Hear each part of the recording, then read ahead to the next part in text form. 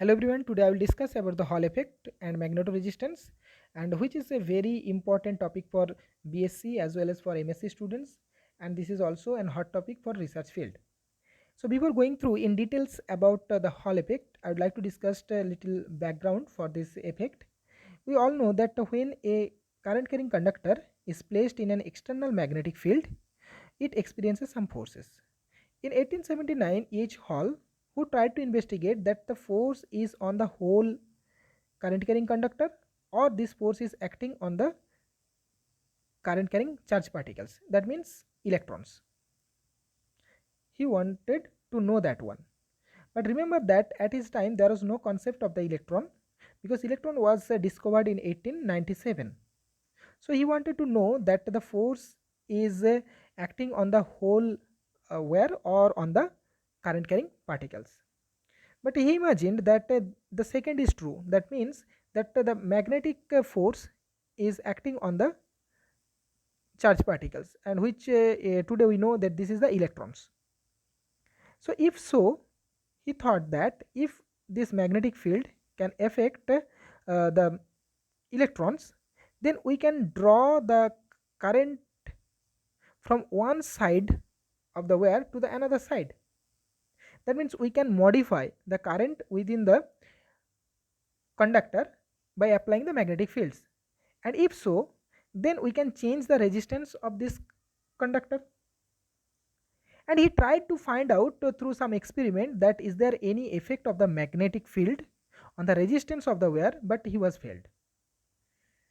But his thought is very correct because today we can show experimentally that we can change the resistance of a conductor by applying the magnetic field, and which is known as the magnetoresistance. But at his time he was unable to prove that one. So next we move to the Hall experiment setup.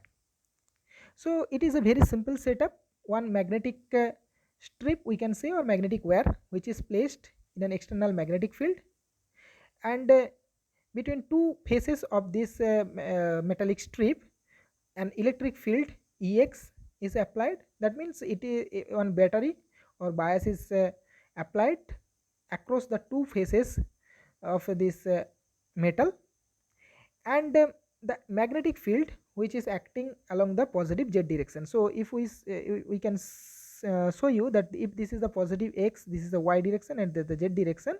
So magnetic field is applied along the positive z direction, and the electric field is applied along the positive x direction. So due to this electric field, the current will flow through this circuit, and here we are indicating the current density, which is the current per unit area. And we all know that the current density and the real velocity of the electron are in opposite.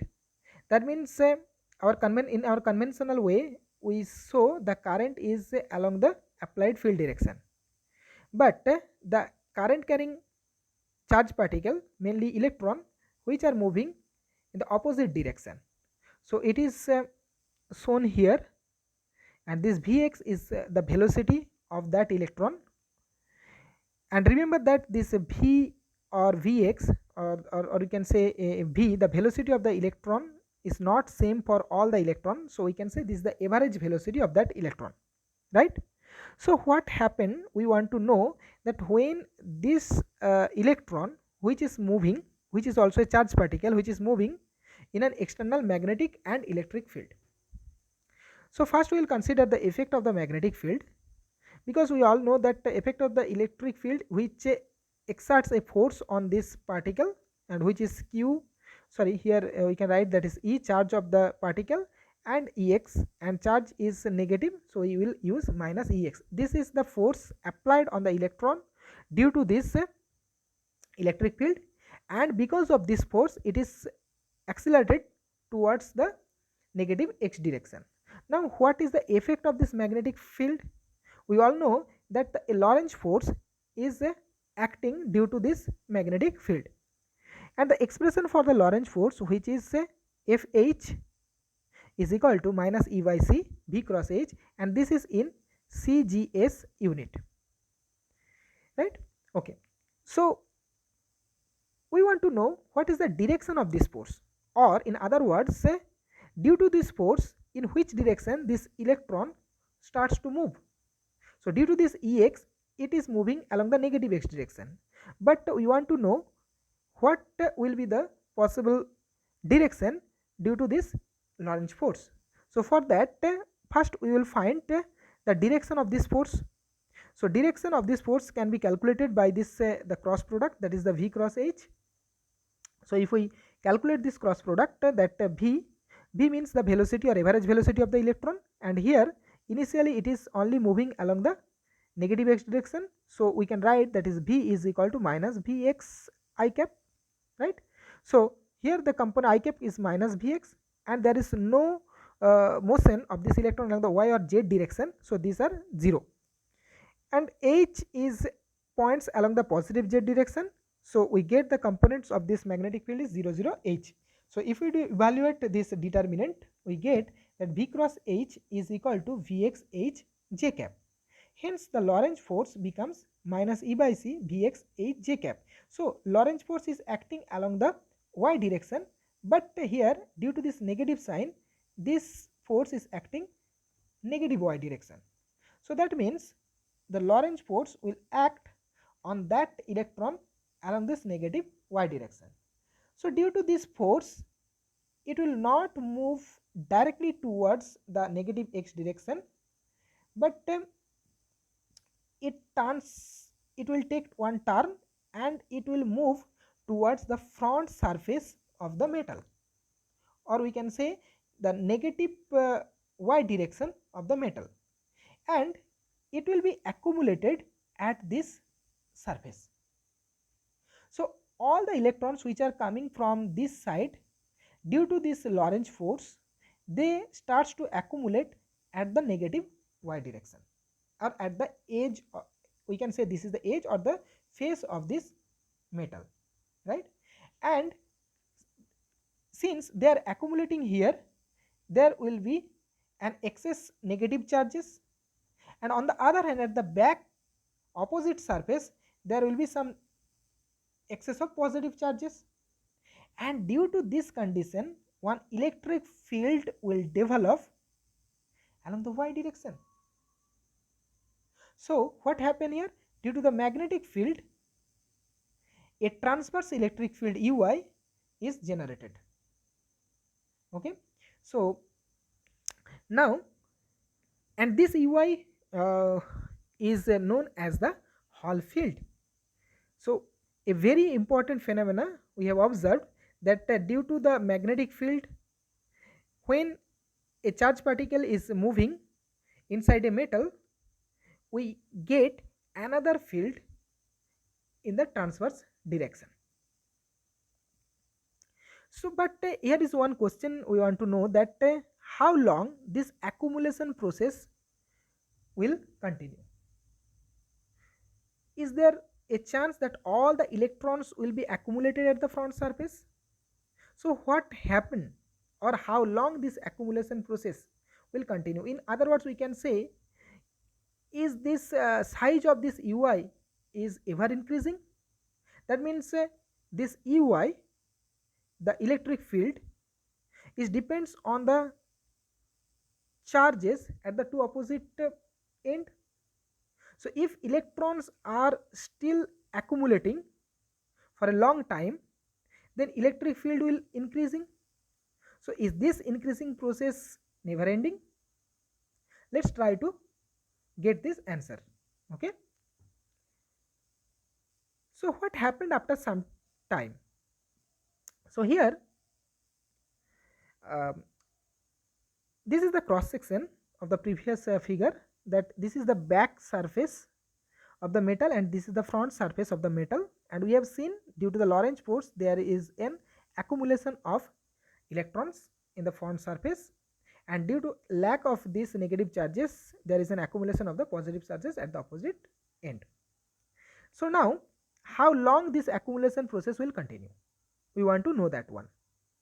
So here, due to the Lorentz force, electrons move towards the negative y direction, and on the other hand, a field is developing along this direction. This is the Ey, and due to this field a force Ey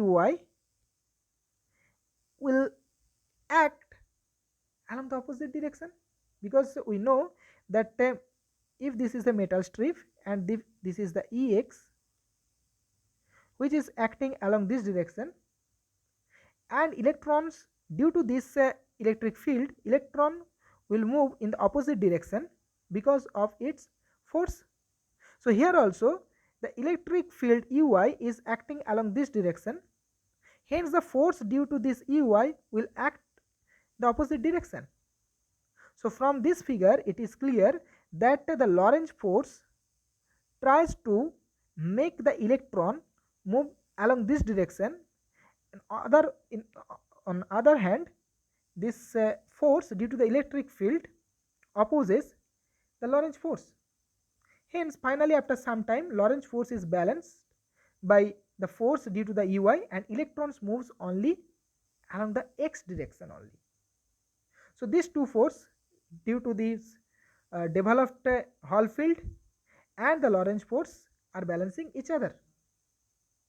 So in this condition, this is the equilibrium condition. In this condition, electron will not experience either Lorentz force or the force due to the electric field Ey, and it will move as before.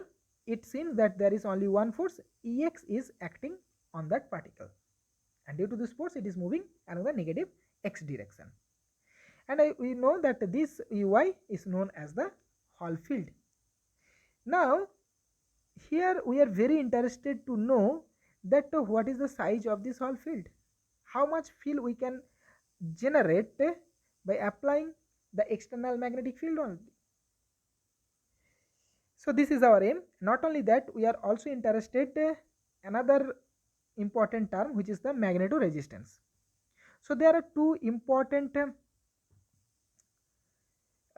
quantities which we want to know much more. The first one is the ratio of the Ex and the Jx, but in the condition of applied magnetic field. Okay, if there is no magnetic field, this is simply Ex by Jx is nothing much more than that the resistivity of the metal, but here the magnetic field is present, so this ratio is known as the magnetoresistance of the metal, and it is denoted by Ex by Jx. Next we want to know, which actually we are interested for that, the size of the developed Hall field Ey. So how to find out this size? Since first we have to investigate that why Ey is developed. So Ey is the result of the Lorentz force. Since there is a Lorentz force, and because of this Lorentz force Ey is developed, right? So now we first investigate that on which factor this Lorentz force is depending, and Ey must also depends on that factors. This is the logic behind to calculate the size of Ey. Okay, so we all know that the Lorentz force is expressed as minus E by C V cross H. That means Lorentz force depends on the velocity of the electron and the applied magnetic field, right? Again we know that J, the current density, is minus NeV. So if you forget, please go through the last video, the Drude's equation. There you will get that J is equal to minus NeV. So in terms of J, we can say that the Lorentz force depends on the current density J and the applied magnetic field H. Hence Ey, that is the Hall field, must depends on, or it is expected to depends on, that the applied magnetic field H and the current density Jx. Why it is Jx? Because here only one directional motion of the electron initially due to the applied electric field. So the developed Hall field at equilibrium, it is expected that it will depends on the applied external magnetic field and the current density Jx. So let's say that Ey is proportional to both H and Jx. So to get an equation, one proportionality constant Rh is taken. So Ey is equal to Rh H Jx, and this Rh is known as the Hall coefficient. Again, one thing we want to focus that RH, from there we can say that RH is equal to Ey over H Jx. But what we have seen, Ey is negative because it is along the negative y direction. So due to this negative sign, RH must also be negative. So RH is equal to minus Ey H Jx. So here, what is our current carrying particle? Electron. What is its charge? It is negatively charged particle, right? So that's why we are getting RH is equal to negative. So in place of electron, if we use any positively charged ion or particles, then we obviously get that RH is positive. Why? You can think very easily that if I draw here that if this is the electric field which is Ex, which is acting along this direction, and if this is also a positively charged particle, then it also moves along the same direction of Ex with velocity Vx. Since these two Vx and Ex are positive, we must get the electric field, the Hall field will be along the positive y direction, and this is positive. Okay, so if you don't get this idea, you can write in the chat box. I will make another video to clear this one. So what we get that for our present case, due to the electron, RH is negative, and if we use in place of electron any other positive charge particles, RH becomes positive. So from there, one important result we can say that the measurement of the Hall field, so RH is finding from the Hall field, so measurement of the Hall field determines the sign of the charge carriers. So if anyhow we can find the Hall coefficient by experimental method, we can get an idea that which charge particle is carrying current inside the sample. So this is of very practical importance, right? Okay. So now we want to find out measure the value of Hall field or RH. We want to measure, actually we want to measure the expression of RH, or what is the value of RH. So now calculation of RH, and another one is for magnetoresistance. So for that we have seen that RH is equal to Ey by Jxh irrespective of the charge. Okay, if it is we are taking the metals, there are electrons are the charge particles, hence RH must be negative. Okay, and the magnetoresistance rho h is equal to Ex by Jx by definition. So what is Jx and Jy? Jx is the current density due to the applied field Ex. So if we take this metal, there is Ex applied field, and due to this applied field, Jx is the current density along the x direction. And what is the Jy? Jy is also the current density due to the Hall field. So we have seen here that Hall field is developed in between these two faces, and due to this Hall field there is a current density before equilibrium condition, because after equilibrium condition there is no, after equilibrium condition is achieved, that is after saturated field, there is no current density Jy, because there is no current along the y direction. So before equilibrium, Jy is the current density due to the Hall field by Ey. So now first to calculate this RH and rho h, we need to know the Jx and Jy also. So first we will find the Jx and Jy. Then in terms of Jx and Jy, we will express Ex and Ey. So our aim is to find the value of RH or the expression of RH. And what is the path for that? First we will find Jx and Jy. Not to find the Jx and Jy, we want to find the relation of Ex with Jx Jy and relation of Ey with Jx Jy. So this is our aim. Okay, and for that we'll use the Drude's equation, because in metal we know that the motion of the electron is completely expressed by the Drude's equation.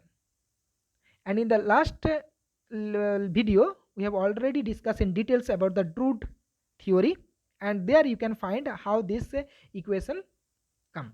Okay, so this is the Drude equation. dp dt is equal to f minus p by tau. What is the dp dt? It is the change in momentum or change in average momentum of the electron within the metal, and f is the applied external forces, and p by tau is the drag force due to the scattering of electron with the positive scattering centers.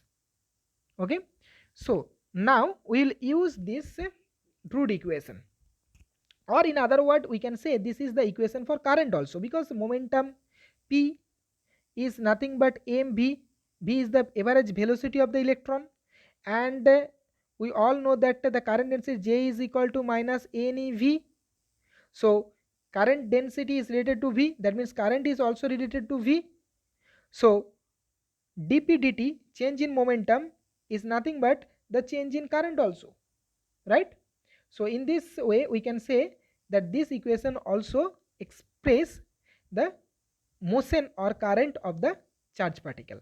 Okay, so now here if we use the previous Drude equation, that is dp dt is equal to f minus p over tau, then first we need to know about the external forces.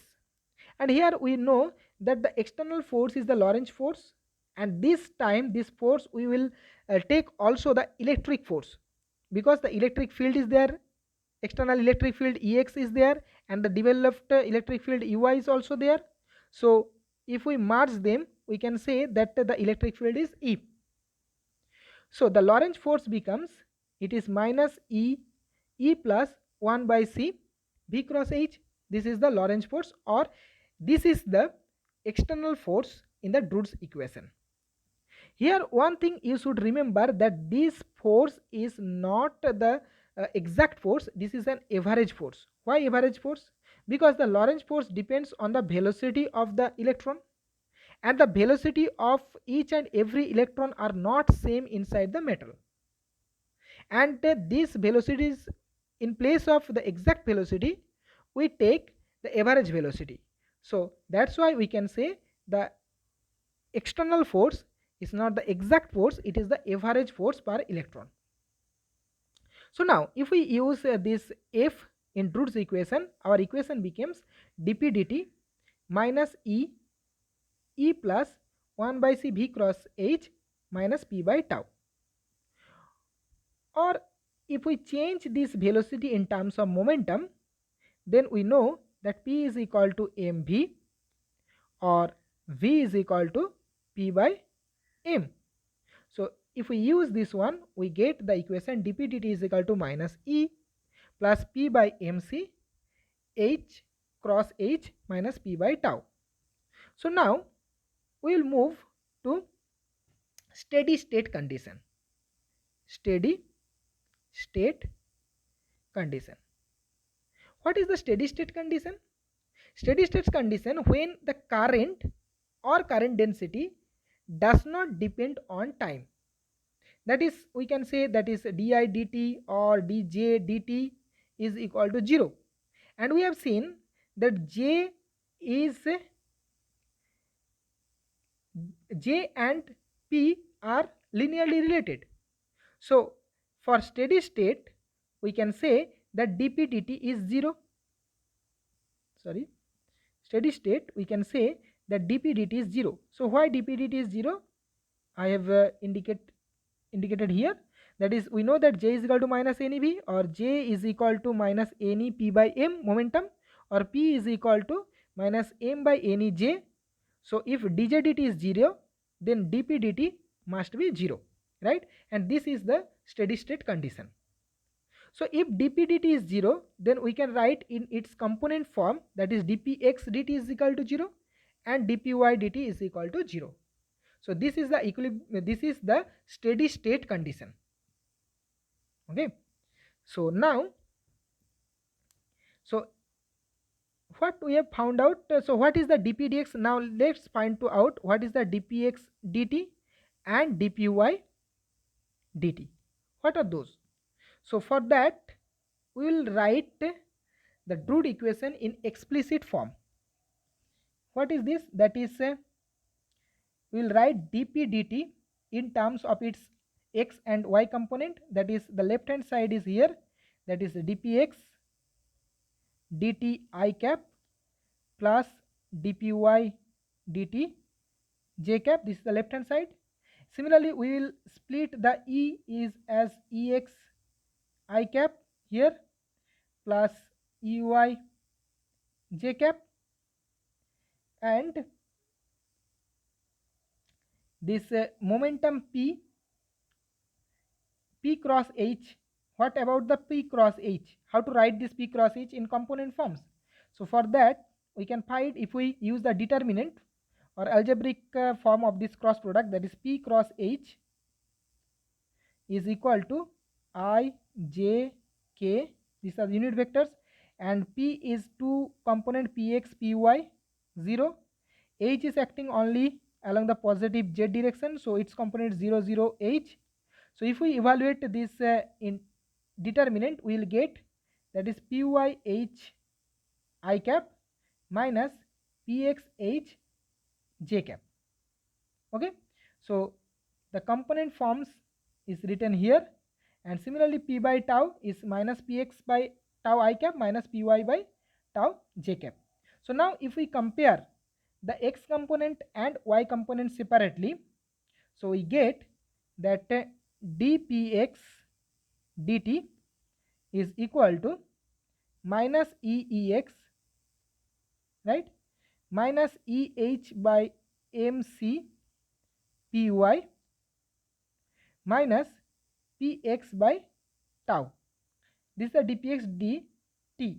Similarly, dpy dt is here, that is minus eey plus eh by m tau px minus p tau by py by tau. So these are two equations 4 and 5.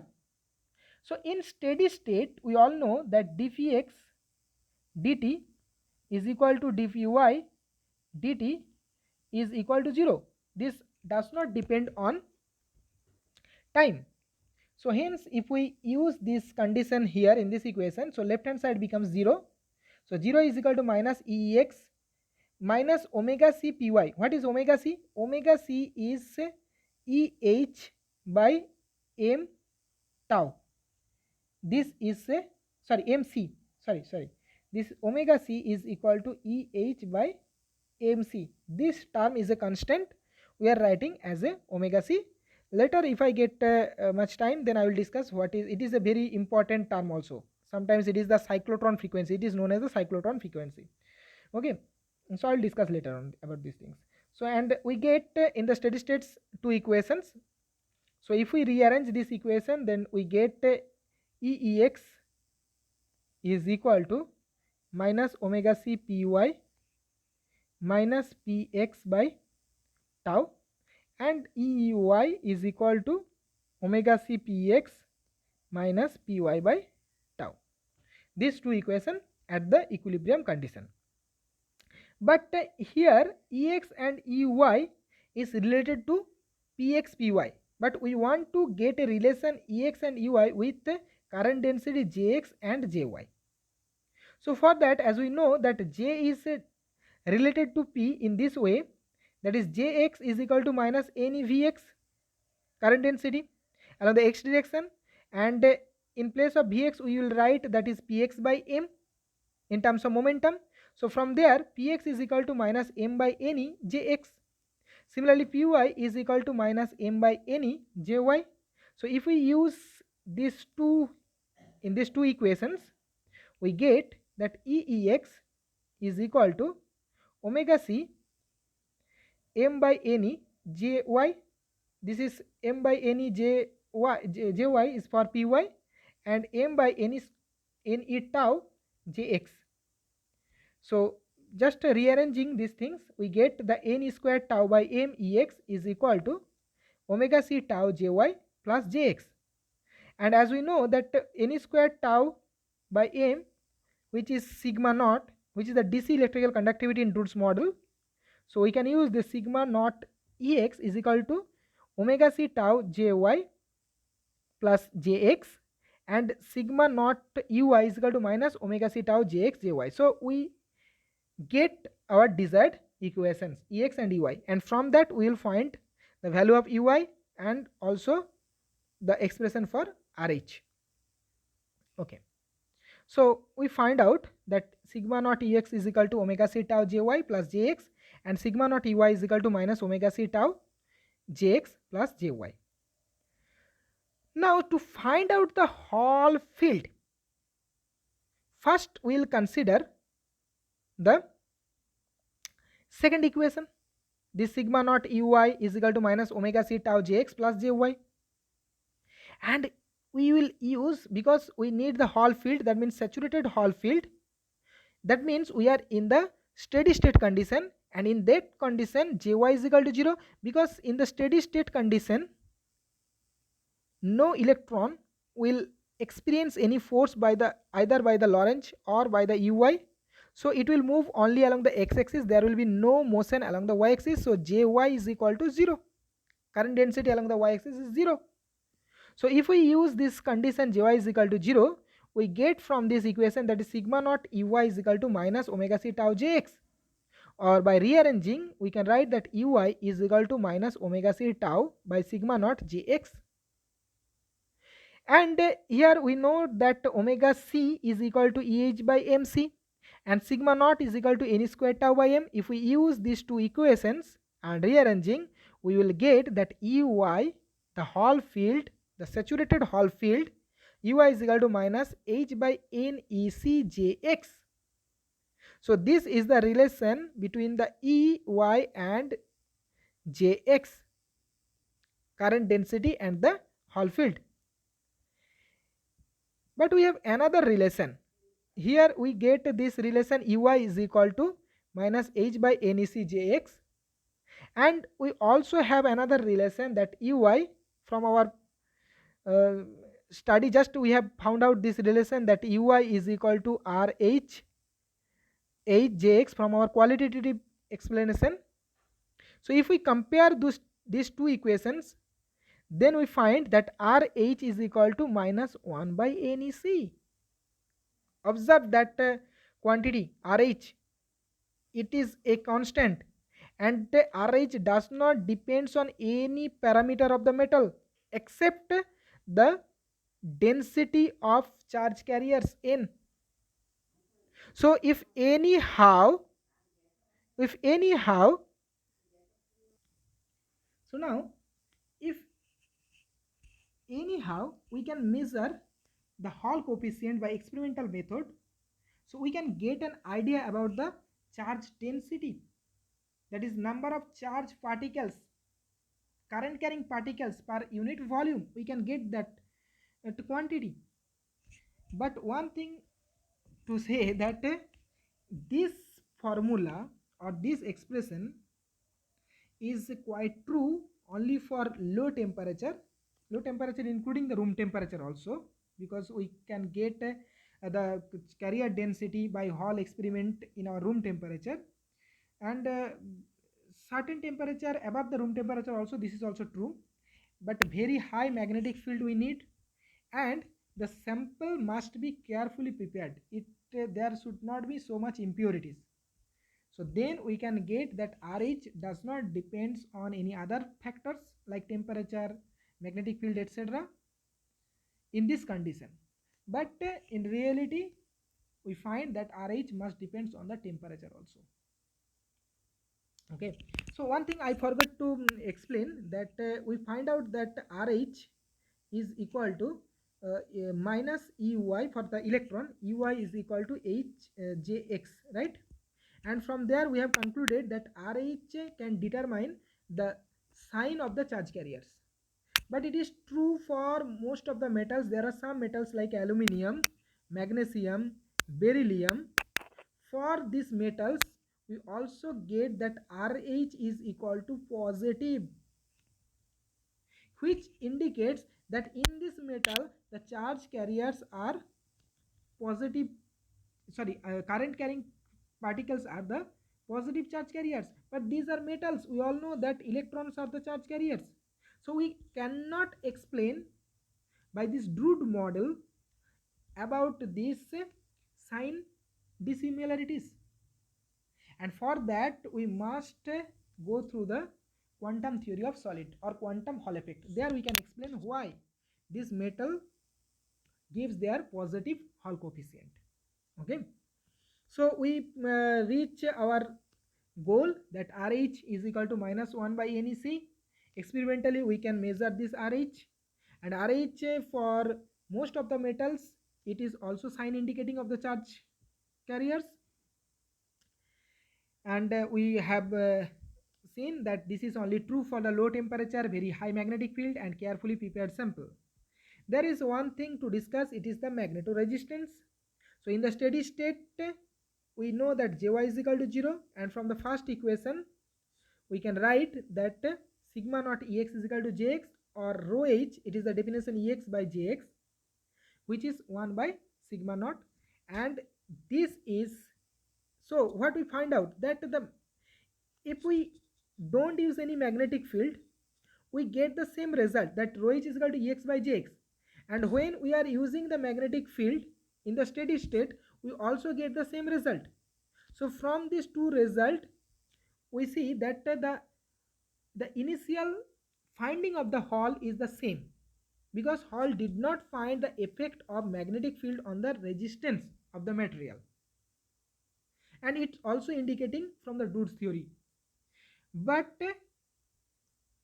if we do careful measurement, and if we go through some sophisticated experiment, we can get that the resistance of the metal can be changed by applied magnetic field, and so magnetoresistance is there. Okay, there is one thing I would like to discuss little about, that is the omega c tau term. Right, there is omega c tau term. If I go back, yeah, in the two equation we find this omega c tau, omega c tau. It is a very important parameter, right? Actually this omega c tau, which is a dimensionless quantity, which actually gives an idea that how much our electron will deflected by the Lorentz force. If the omega c tau is small enough, so if we consider this second equation, or let's say if we consider the first equation, let's say first equation. So if omega c tau is negligibly small, very small, and in the steady state if we consider that Gy is also 0, so omega naught Ex is equal to Jx, right? So current density is parallel, current density is parallel to the electric field. So that means current will flow along the x direction. So if omega c tau is very small, if we not consider also the steady state, that is Jy is not 0, if omega c tau is very small, then the current, the electric field and the current density J are, we can say, nearly parallel to each other. But if omega c tau is higher, then these are not parallel and there is a deflection of the electron. So omega c tau is an important parameter which is directly related to the applied field. So we can say that omega c tau gives us an idea about the strength of the magnetic field. And omega c, as I have just said, that omega c has a special name. It is the cyclotron frequency of the electron. Actually what happened when electron is moving in an applied magnetic and the electric field, its motion is like a spiral motion. Okay, and this motion, this movement is completely determined by this omega c term. So omega c tau is small means the turn of this electron is less between a collision, and if turn is less, that means the deflection of the electron is quite less. So in low, and which indicates that the strength of the applied magnetic field is low. But if omega c tau is high enough, then the spiral motion of the electron is happened there and it is deflected much more. So sometimes this omega c tau is known as it is a tan phi. It is represented by tan phi because if we plot this equation, we can say if it is the electric field E, let's say it is the Ex, and if we play it is a Jy or something for any field, if we plot it by Jy, then it is a straight line and the slope is omega c tau for the first equation. Similarly, if we plot this Ey versus Jx, the second equation, we get also that omega c tau is the slope of this curve. So tan phi is equal to omega c tau, and it is known as the, this is a omega c tau. It has a special name, that is a Hall angle. It is, I think it is known as the Hall angle. Yes, this is known as Hall angle. So in today's discussion, we have discussed in details about the Hall effect, and I don't think any doubt should be there. And still, if you have any doubt or any question, you can ask me directly through the chat box. You can write there. In the next day, I will discuss another topic, and for that, okay, bye.